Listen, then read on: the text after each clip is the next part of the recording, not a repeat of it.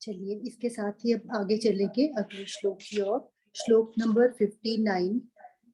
विषया विनिवर्तन्ते निराहारस्य देहिनः रसवर्जं रसोऽप्यस्य परम दृष्ट्वा निवर्तते। आशु, आप प्लीज अगला श्लोक भी पढ़ दीजिए, इनकी व्याख्या एक साथ लिखी है। यततो ह्यपि कौन्तेय पुरुषस्य विपश्चितः इन्द्रियाणि प्रमाथीनि हरन्ति प्रसभं मनः। इंद्रियों के द्वारा विषयों को ग्रहण न करने वाले पुरुष के भी केवल विषय तो निर्वृत्त हो जाते हैं, परंतु उनकी आसक्ति दूर नहीं होती। स्थित प्रज्ञ पुरुष की तो आसक्ति भी परमात्मा का साक्षात करके निवृत्त हो जाती है। हे अर्जुन, आसक्ति का नाश न होने के कारण ये प्रमथन स्वभाव वाली इंद्रियां यत्न करते हुए बुद्धिमान पुरुष के मन को भी बलात् हर लेती हैं। बहुत गहरी प्रेरणा और साधक के लिए सीधी चेतावनी लिए हुए है ये श्लोक। कछुए का दृष्टांत देकर विषयों की आहट होते ही इंद्रियों को उन विषयों से हटाने की बात पूर्व श्लोक में कही गई। गीता चिंतन की गहराई देखें। अपने प्रकार का अत्यंत महत्वपूर्ण श्लोक है ये। बाहर के विषय तो निवृत्त हो गए हठ पूर्वक, बलपूर्वक और विवेक पूर्वक, लेकिन जो पहले से विषय रस संचित है भीतर, वह कई बार साधना पथ की समस्या बनकर खींच लेता है विषय सुखों की ओर। यहाँ तक कि ऐसा साधक जो यत्न कर रहा है आध्यात्म पथ पर आगे बढ़ने का, उसके मन को भी पुराने विषय रस आकर्षित करने लगते हैं। इंद्रिय विषयों की ओर तथा कई बार तो अत्यधिक प्रबल भी हो जाती है यह स्थिति। मन साधना के साथ स्थान पर बार बार उधर जाने लगता है। साधक स्वयं को असहाय सा पाने लगता है। विषय रस है क्या, बहुत सूक्ष्मता के साथ विचारणीय है ये बात। वस्तुतः जब जब भी किसी भी इंद्रिय के माध्यम से उसके विषय का सेवन आसक्ति पूर्वक किया जाता है, उसके संसार मन चुरा लेते हैं। उस विषय का रस संचित हो जाता है भीतर। मान लो कोई बहुत स्वादिष्ट वस्तु खाई, खाते समय उसे प्रभु प्रसाद नहीं माना, स्वाद लेकर खाई, बहुत अच्छी, बहुत स्वादिष्ट, ऐसा स्वाद तो कहीं मिला ही नहीं, लेकिन भावुकता साथ बना ली। वस्तु तो खाई जाएगी, लेकिन उसका स्वाद भीतर जमा हो जाएगा। बार बार ऐसा करने से वह रस और गहरा उतरता जाएगा भीतर। यह एक इंद्रिय विषय की बात कही गई है। यही स्थिति अन्य समस्त इंद्रियों के साथ है। विषयों के साथ रस बुद्धि, रसाक्ति का प्रभाव भीतर पड़ता ही है, और वह कभी ना कभी, कहीं ना कहीं पुनः उस विषय की ओर मन इंद्रियों को खींच ही लेता है। जैसे कोई वस्तु खा ली, समाप्त हो गई, लेकिन कुछ समय पश्चात फिर से वैसा स्वाद जीवा पर अपने आप आ जाता है और वह वस्तु खाने को पुनः मन हो जाता है। बहुत तेज सर्दी में सांप को अपने बिल में पड़े हुए जब सर्दी लगती है तो वह बाहर निकलता है, सोचता है बाहर कम सर्दी होगी। होता है विपरीत, वहां से अपेक्षा अधिक सर्दी से शरीर अकड़ जाता है। लगता है सांप मर गया, फुफकारने डसने की शक्ति अब समाप्त, लेकिन सांप मरा नहीं, जाड़ा खाया होता है। धूप लगते ही फुफकारने लगता है। सत्संग में आने, स्वाध्याय, मंत्र जाप अथवा अन्य धार्मिक अनुष्ठान करने पर लगता है कि अब वैराग्य हो गया इंद्रिय विषयों से, अब मन हट गया उधर से, लेकिन अपनी भीतर तो संचित है संस्कार। कहीं से तनिक भी विषयों की आंच, वैसा वातावरण मन को बलात् हर लेता है। इंद्रियां फिर अपने विषय की ओर उन्मुख होने लगती हैं। यत्न करने वाला बुद्धिमान भी जो रस बुद्धि रह जाए विषयों में ही, तो बलवान इंद्रियां करके जबर उसके भी मन को ये लेती हैं हरंती प्रसभम मनः, मन को बलपूर्वक हर लेती हैं इंद्रियां। आश्चर्य होता है गीतोक्त यह वाक्य पढ़कर।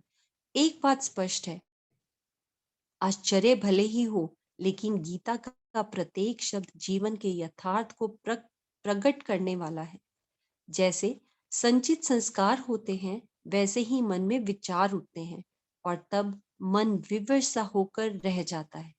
भीतर की विषयासक्ति के संचित संस्कार मन का वश नहीं चलने देते, वह इंद्रियों के साथ मिलकर विषय सेवन में ही अनुरक्त हो जाता है।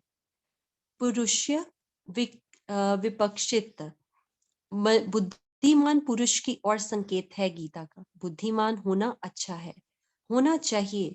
बुद्धि विवेकिनी हो बहुत आवश्यक है, लेकिन भीतर से संचित संस्कार अथवा विषय रस समाप्त हो, उसके लिए आवश्यक है विवेक। बुद्धि के आधार पर सत्य असत्य, आत्म अनात्म, जड़ चेतन में भेद करके वास्तविकता को भली प्रकार समझते हुए जड़ता एवं मिथ्यात्व से मन को हटाना और सत्य चेतन स्वरूप परमात्मा में स्वयं को दृढ़ता पूर्वक परिनिष्ठित करना।